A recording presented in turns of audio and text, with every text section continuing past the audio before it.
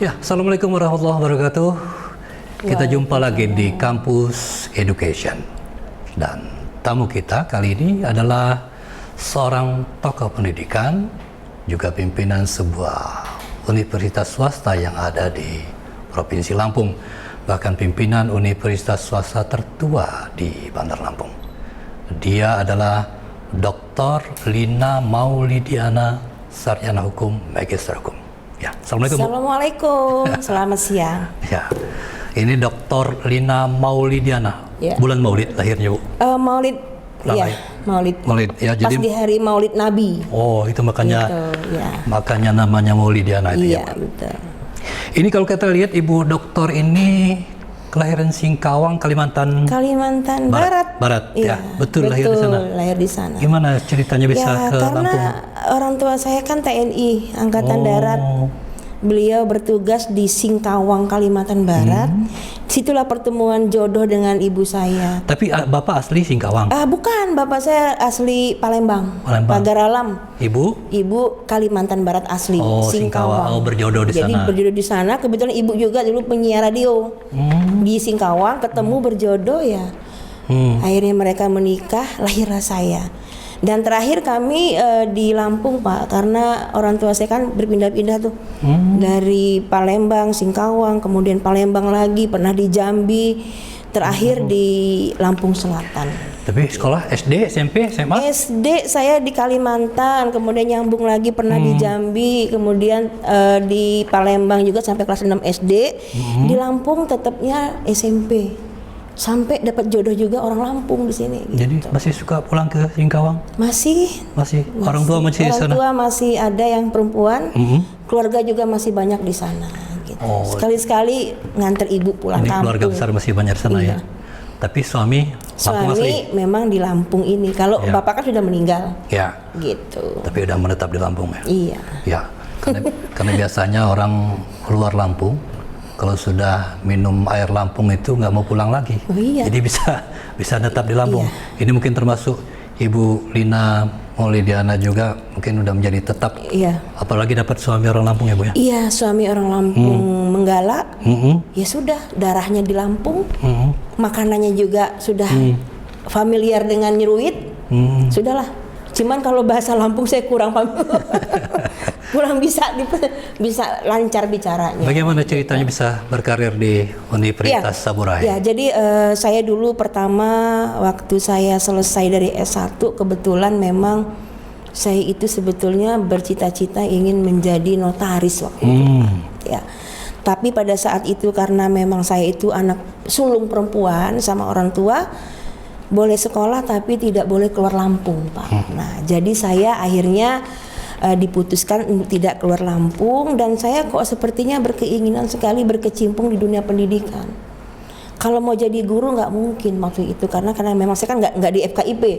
Akhirnya saya mencoba melamar waktu itu, kebetulan juga ayah saya kenal dengan almarhum Haji A.M. Kusnun. Ya, jadi saya ditawarkan untuk bisa bergabung di Saburai tahun 1993. Berapa tahun itu? Udah 93 itu berapa puluh tahun ya? Hampir ya. udah 27 tahun ya? Iya, hampir. Jadi situlah saya mulai berkarir di situ. Tapi saya tidak hanya sebagai dosen, tapi pada saat saya dikasih jabatan juga struktural staf, Pak ya. Merintis di situ, Pak, dari jabatan tukang ketik.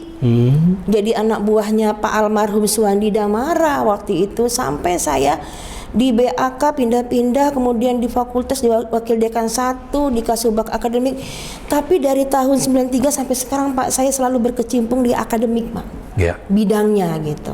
Belum pernah di keuangan ataupun di kemahasiswaan. Selalu di akademik gitu. Diangkat rektor bulan 2021 bulan Mei kalau nggak salah. Kemarin ya. Mei, ya. Oke, sebagai rektor baru di Ya. Universitas Sang Bumi Ruwajurai. Ya. Apa program-program Ibu supaya Bisa Universitas meningkatkan, Saburai ini Ya. katakanlah sekarang bisa bersaing lah paling nggak di Ya. di antar universitas swasta di Provinsi Lampung. Ya, saya beranjak dari visi dulu, Pak. Karena menurut saya kita itu harus bermimpi dulu. Punya mimpi sehingga nanti kita bisa ada satu arah tujuan. Jadi visi kita ini adalah menjadikan perguruan tinggi Saburai ini unggul, berwawasan global, kemudian berkembang di bidang iptek pada tahun 2045 nantinya gitu. Jadi dengan harapan itu bahwa kita nantinya menjadi salah satu perguruan tinggi yang bisa bersaing di tingkat nasional maupun internasional. Apa yang saya lakukan? Yang saya lakukan ini Pak tentunya tidak langsung serta-merta langsung meloncat, tapi itu bertahap. Yang pertama adalah mengembangkan, meningkatkan kompetensi SDM. Itu paling utama menurut saya. Karena megahnya sebuah perguruan tinggi, kalau SDM-nya tidak diperhatikan juga tidak akan mempunyai dampak yang signifikan.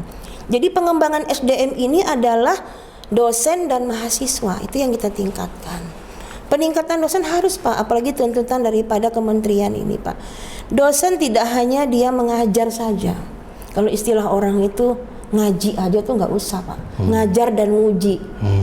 Tapi dia harus juga melakukan riset, pengembangan penelitian, pengabdian masyarakat yang nanti hasil riset itu adalah bisa dipakai untuk kemanfaatan masyarakat.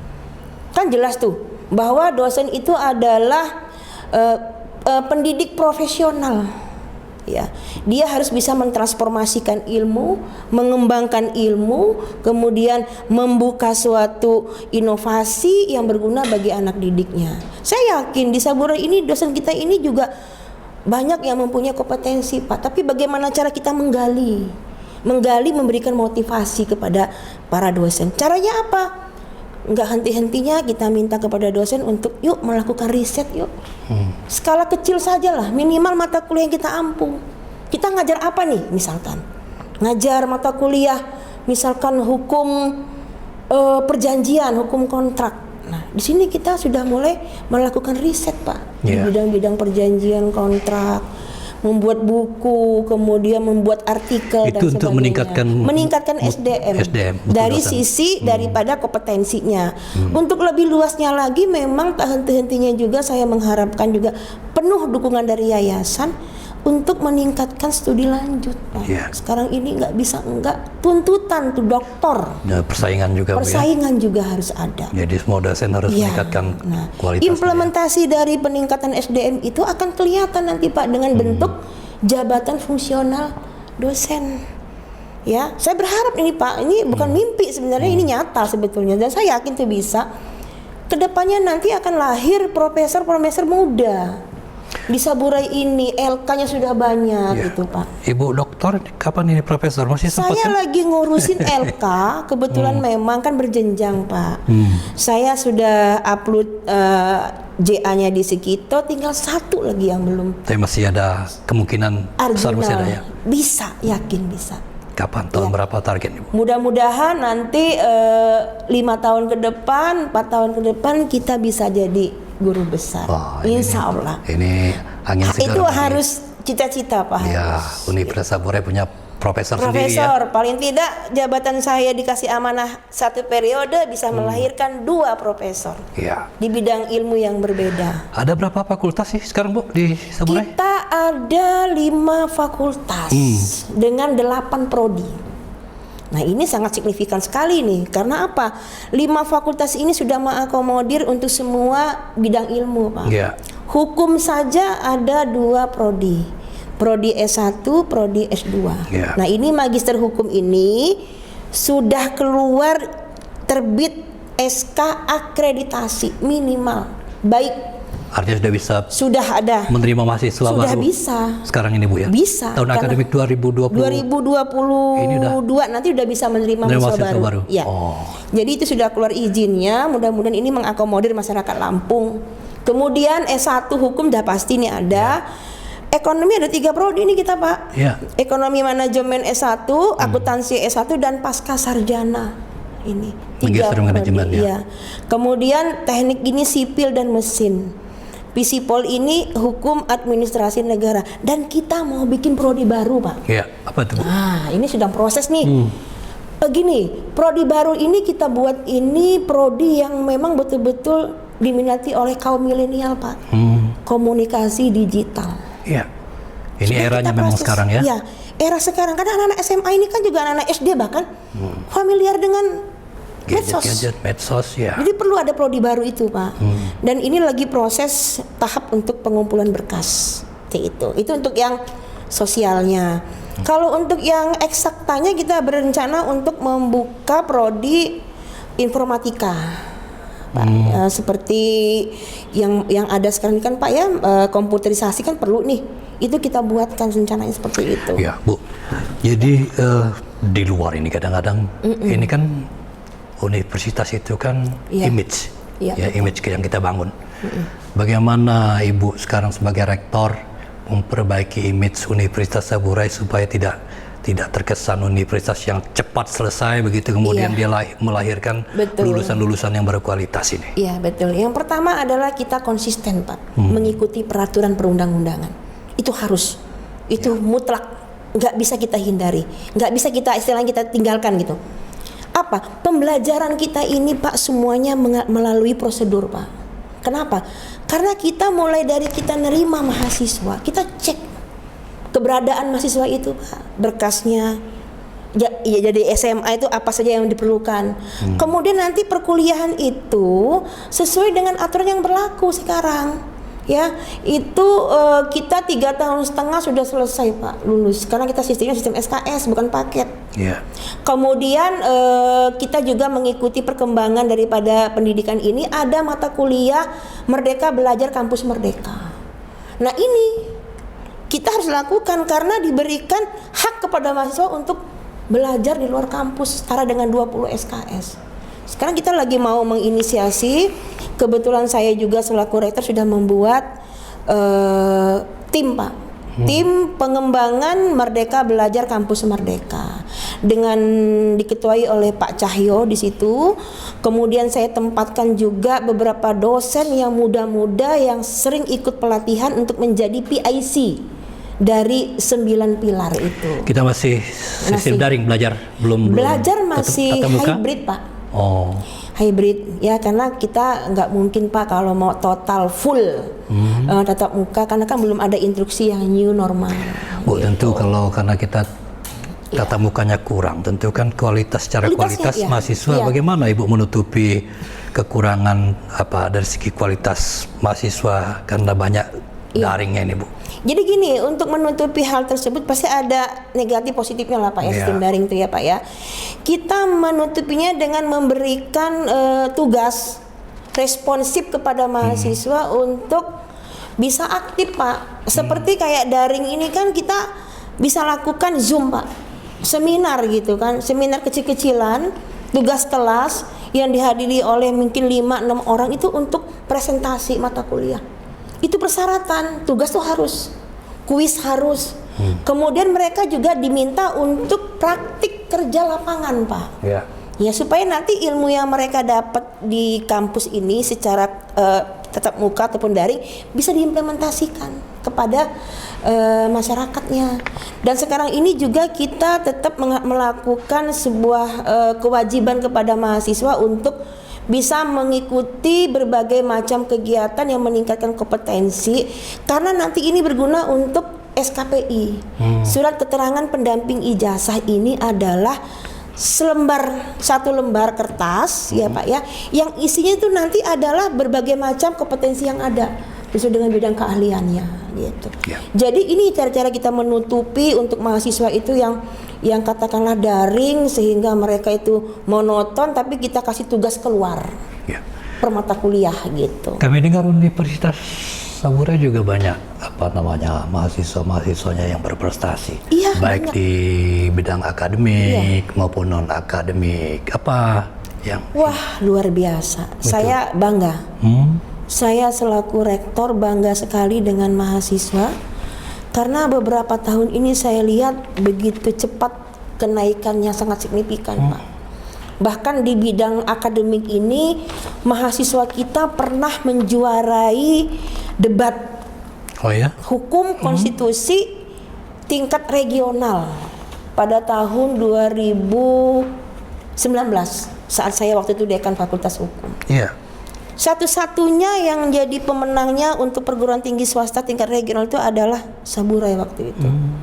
satunya Unila. Kita kirim mereka ke Bengkulu dan Jambi. Dan mereka memang ikut kompetisi Pak di sana. Walaupun tidak mendapatkan juara, tapi mereka sudah termasuk tim yang sudah seleksi tingkat daerah, sudah mengibarkan bendera di sana. Itu Pak, ada ijazahnya, ada sertifikatnya. Kemudian kita ini juga beberapa ini mungkin bisa saya sebutkan, mahasiswa kita ini bahkan juara 3, juara 2 Budi Dharma English Festival Pak. Nah itu membanggakan sekali. Bahkan mereka masuk 9 besar LL Dikti wilayah 2 dalam kejuaraan kompetisi debat mahasiswa Indonesia. Itu luar biasa Pak. Bayangkan 9 besar LL Dikti wilayah 2 kan itu cukup membanggakan kita ya. Bahkan mereka juga pernah ikut turnamen festival taekwondo. Ya pernah jadi juara provinsi dan berbagai macam event lah. Mahasiswa kita tuh Bu ya. Luar biasa. Jadi nasionalnya dapat, mereka itu lokalnya juga dapat. Ya. Bahkan alumni kita sendiri juga beberapa yang banyak kejuaraan internasional. Senam indah tuh alumni kita gitu. Kemarin di PON Papua banyak Pak. Ada juga nih mahasiswa kita ya. Mahasiswa kita. Wah, luar biasa. Gitu. Itu menunjukkan bahwa begitu besarnya motivasi kita terhadap mereka gitu Pak. Jadi nggak main-main kuliah di sini. Ya menghasilkan prestasi. Oke Bu Rektor. Apa kira-kira yang menjadi alasan kami atau anak-anak harus kuliah di Universitas Saburai? Alasan utama harus kuliah di sini. Pertama adalah karena kegiatan pembelajaran kita ini prosedural, itu penting. Ya. Tidak ada istilah di luar prosedural. Ada perkuliahannya, ada pembelajarannya, kemudian biaya juga terjangkau. Saya rasa begitu Pak. Secara kualitas juga. Secara kualitas juga kita juga tidak kalah Pak. Karena apa? Dosen-dosen kita ini juga sudah sertifikasi Pak. Sekarang ini jumlah sertifikasi dosen kita kemarin ada 8 orang yang lulus. Ada 48 serdos kita ini. Jadi hampir mendapatkan nilai 4 kalau kita sandingkan dengan nilai borang Pak. Karena 50% itu dosen kalau sudah sertifikasi berarti bisa mencapai nilai unggul. Kami terus berupaya untuk itu. Supaya kualitasnya, karena ketika pemerintah meluluskan dosen itu sebagai dosen yang bersertifikasi itu nggak main-main Pak. Itu ada penilaiannya. Untuk mahasiswa-mahasiswa baru kita bisa kerjasama dengan pemerintah daerah, tugas belajar dan sebagainya bisa juga. Bisa. Untuk mahasiswa kita ada nanti kerjasama dengan pemerintah daerah. Jadi dengan pemerintah kabupaten kota kita galang kerjasama untuk supaya mereka pegawai-pegawai ASN itu bisa kuliah sarjana di tempat kita. Tapi di luar itu juga kita buat kerjasama Pak untuk supaya meningkatkan kompetensi di industri, kemudian di BUMN, di penegak hukum dan sebagainya. Semua jangkauan kita, semua lapisan kita jangkau gitu Pak. Jadi kerjasama untuk program S2, S1 dari pemerintah daerah, tugas-tugas belajar bisa di Universitas Saburai. Dan ini sudah banyak kita lakukan. Sudah berjalan ya Bu ya. Melalui lembaga pengembangan Saburai. Nah inilah fungsi LPS ini adalah untuk menjalin kerjasama dengan pihak luar Pak. Termasuk marketingnya, termasuk publikasinya. Oke, sudah banyak yang kita dengarkan penjelasan dari Bu Rektor. Mungkin harapan pesan kepada masyarakat Ibu Rektor?